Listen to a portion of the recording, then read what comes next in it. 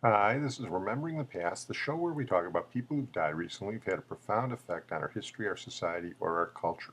And in our ongoing series on Nobel Prize winners, tonight we're going to talk about Richard Taylor, who died recently at the age of 89. Richard Taylor won 1/3 of the Nobel Prize in Physics in 1990, along with Jerome Friedman and Henry Kendall, for verifying quark theory, or as the Nobel Committee put it, for pioneering investigations concerning deep inelastic scattering of electrons and protons and bound neutrons, which have been of essential importance for the development of the quark model in particle physics. Yes, we're in the realm of experimental physics again, and those of you who listen to these programs know it's not my métier, but bear with me as I stumble through this. It was thought for a very long time that the smallest particles that composed matter were atoms. Then it was discovered that atoms were found to consist of nuclei of protons and neutrons surrounded by electrons, and in a series of experiments conducted around 1970, Taylor, Friedman, and Kendall aimed high-energy electrons at protons and neutrons using a large accelerator at Stanford. They studied how the electrons scattered during the collisions and how protons were sometimes converted into other particles. The results supported the theory that protons and neutrons are composed of subparticles, quarks. As I said, Dr. Taylor did his work at the Linear Accelerator at Stanford, but here's a brief report from the Fermi Lab here in Illinois to explain the linear accelerator, and the discovery of quarks. Science has come a long way toward understanding the building blocks of matter. The ancient Greeks, Galileo, Isaac Newton, and scores of other scientists have all played roles in developing modern atomic theory. In the past 100 years alone, physicists have discovered that atoms are not solid and that electrons rotate around the nucleus in complex orbits. But does understanding the atom stop at electrons, protons, and neutrons? The answer is no. Modern physics examines particles at the subatomic level. Some of the smallest particles are called quarks. Quark theory has been around since the mid-1960s, but a quark has never been isolated. No one has ever seen a quark, so you might ask, how do scientists know they exist? The answer comes from data collected at high-energy particle accelerators, like this one at Fermi Lab in Illinois. At Fermi, particles are accelerated to nearly the speed of light around this 4-mile underground track. We use an accelerator as the very opposite of an atomic bomb. An atomic bomb converts mass into energy, whereas an accelerator converts energy into mass. We consume energy to produce new particles. Scientists start with ordinary atoms of hydrogen. High-voltage electricity releases the protons from the hydrogen atoms. Billions of protons and antiprotons are then driven into the accelerator. The protons are in the machine. We're now in the countdown. Electric energy is used to force them to travel round and round in opposite directions. With each pass, their speed, and therefore their energy, increases until they are traveling at nearly the speed of light. They are then smashed together in head-on collisions. By studying the patterns made by the new particles that are created in the collisions, scientists are able to determine the properties of the particles and their interactions. The tests have been repeated and the results have been duplicated in enough experiments to convince us that quarks are real and just as fundamental today as the familiar electron, proton, and neutron were once thought to be. Quarks come in 3 paired types that physicists call flavors: up and down, charm and strange, and top and bottom. It's the technology behind high-energy accelerators that helps scientists confirm the existence of subatomic particles. She did that a whole lot better than I could, but let's get back to Dr. Taylor. He's Canadian, born in the southwestern Alberta town of Medicine Hat. He actually didn't graduate from high school, but he made it to the University of Alberta in Edmonton, and ultimately to the United States, to Stanford. He actually grew up wanting to be a surgeon, but he had a little accident that precluded that, and here he talks a little bit about it. And I had a laboratory at home, which was, you couldn't reproduce today because you're not allowed to have most of those chemicals in a home chemistry set anymore. They're very dull chemistry sets now. And I used to do a lot of experiments in the basement. And I started playing with black powder, like many of my experimental friends in high-energy physics. Then some of the boys that worked at the Defense Research Station brought home a recipe for smokeless gunpowder, which was much more powerful. I could have easily made enough to kill me, but I made a small amount, and the small amount exploded on me and took off my fingers. I assumed when I was young that I would become a surgeon, and I was quite shocked when one of my surgeon friends, after I blew the fingers off my hand, said, people aren't going to come to a surgeon without fingers. So I had to give that up. I did not matriculate from high school. I failed Latin. But somebody talked me in, the principal, I guess, talked me into the university. I took physics just because I had best grades in physics. Mathematics was fairly easy in high school, although it got hard later on. They let me into honors physics at the university. This was just after the war. There were a lot of students. So people were kept on, and there was one old man, probably past retirement, who was a real physicist who had publications that you could find in the journals. He was an experimentalist, and I really admired him. He taught optics, and I could not believe the things that he did in the optics labs. I thought they were just marvelous. Here he talks about his role in the building of the Stanford Linear Accelerator Center, or SLAC, which opened in 1966, as at the time the largest and most expensive linear accelerator in the world. And that's ultimately what led to his work that won the Nobel Prize. When SLAC started, the big accelerator at Stanford started, I came. It was on the way before I came home from France. I knew that it wasn't voted on in Congress, but it was earlier than that Eisenhower. Yes, it was, because Eisenhower is the one that brought it up, and he was gone by 1960. So it actually was 59 through 62. The final approval came in 62, but it was known that everything was going in 61. It was going to be the most expensive accelerator ever built. There's always been a split between the East and the West in the physics community in this country, starting with Lawrence and Rabi across the country, and then I think the Easterners didn't believe when the boss here, Panofsky, realized that the government might be good for $100 million.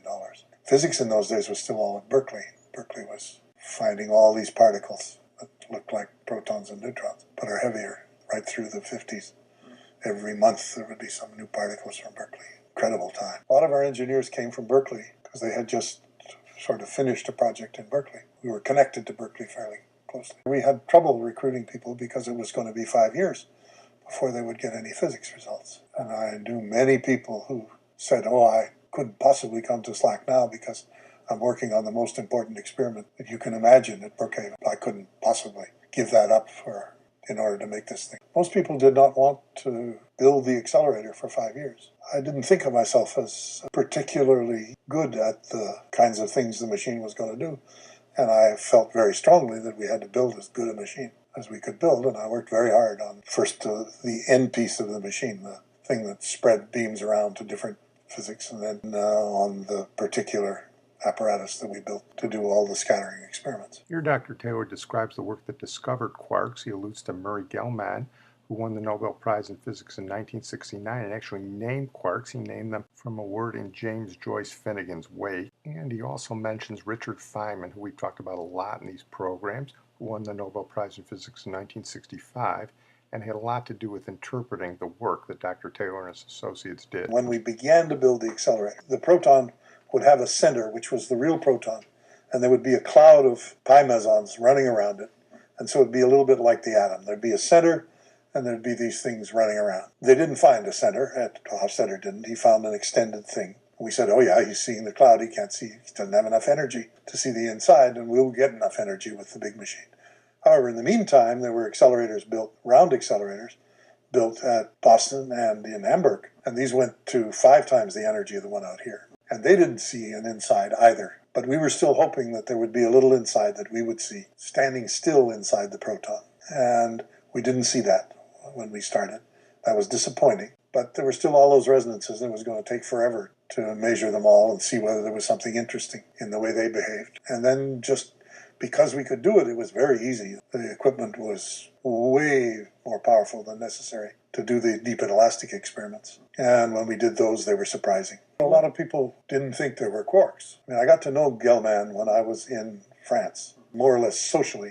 We weren't collaborating on physics or anything. The families used to get together, and we had a good time. And this was the time when Murray was taking all these particles that had been discovered at Berkeley and other places in the 1950s and classifying them in almost the same way that Mendeleev classified the elements 100 years before that. And then in the classification scheme, people actually knew that there was something 3-like about it. But in order to have quarks, you had to believe in fractional charges. Nobody liked that. So it sort of sat there for a while. Anyway, he and George Zweig independently, George was at CERN, they were both from Caltech, but George was in CERN. They both came to this idea that if you took 3 particles with fractional charges, you could build all of these particles, just like protons and neutrons and electrons could build all the chemical elements after a while, and explain why Mendeleev table made any sense. It's similar to the periodic table in that they found a way to classify it, and then from the classification were smart enough to see a little bit beyond it, which I guess Mendeleev was not. It was Rutherford that found that the idea that there was a nucleus and electrons zipping around. The quarks were suggested by Murray in order to do this, and by George, who called them aces, by the way. A great many people believed that what was called dispersion theory, where everything was, and the bootstrap from Berkeley, where everything was made out of everything else, and there weren't any subparticles. And people were nervous about the quarks. I mean, if you read the 1966 conference, nobody is claiming that the quarks are necessarily real. I was fortunate to be able to talk to Murray. And Murray, in those days, said, yeah, they can be real. They don't have to be, but they can be real. But of course, everybody was looking for a quark that you would bounce off the quark the way you bounce off a proton in a carbon nucleus. You get a quasi-elastic peak, so-called. So you'd have a peak where you elastically scattered from the quarks. And of course, that's what's happening, but nobody thought clearly, until Feynman actually, that these quarks would be moving around at quite a clip, and you wouldn't get a nice peak, it would be very broad. Certainly in the first experiments, we couldn't identify the quarks. We couldn't say we're scattering from quarks. We just said we're scattering from something small. That's about all we could do. And then Feynman came along and said, well, you're scattering from parts of it. And then he drove Murray crazy by calling them partons. When by that time, Murray was pretty damn sure they were quarks. The first experiments didn't even distinguish, but it was absolutely trivial for anybody in the dispersion business to write it down a dispersion theory, which would fit all of our data at that point. It was only a year and a half later, when we did large angle scattering, that we could actually cut the dispersion theory and say, no, that's wrong. We must be scattering off small things. And by that time, we talked in Vienna in '68. Don Perkins went back to Oxford. He was a professor at Oxford, and threw our data on the table to his students and postdocs and said, if that ain't a quark, I don't know what is. There were quite a few people who went home and started working on parts and what kind of particles they were. And because you could do, if we were right and we were scattering from these things, then you should also see similar effects in neutrino scattering, which is much harder to do. But they went back, and Perkins did this, they went back and analyzed their neutrino experiments. You should have been able to see results that were connected, but if you drew the two graphs, one of them would be 5/18 as high as the other. And I can remember, since we were the 18, I always thought of it as 18 over 5. And I can remember when they came up and said, yes, here we are at 18 over 5. I mean, that night I slept really well, because I was pretty sure then that we were actually dealing with quarks and nothing else. Taylor and his co-workers did not anticipate anything fundamentally new. Similar experiments at lower energies had found that the proton behaved like a soft gelatinous sphere with many excited states similar to those of atoms and nuclei. Nevertheless, they went one step further and studied the proton under extreme conditions. They looked for the electron undergoing a large deflection, and where the proton, rather than keeping its identity, seized a lot of the collision energy and broke up into a shower of new particles.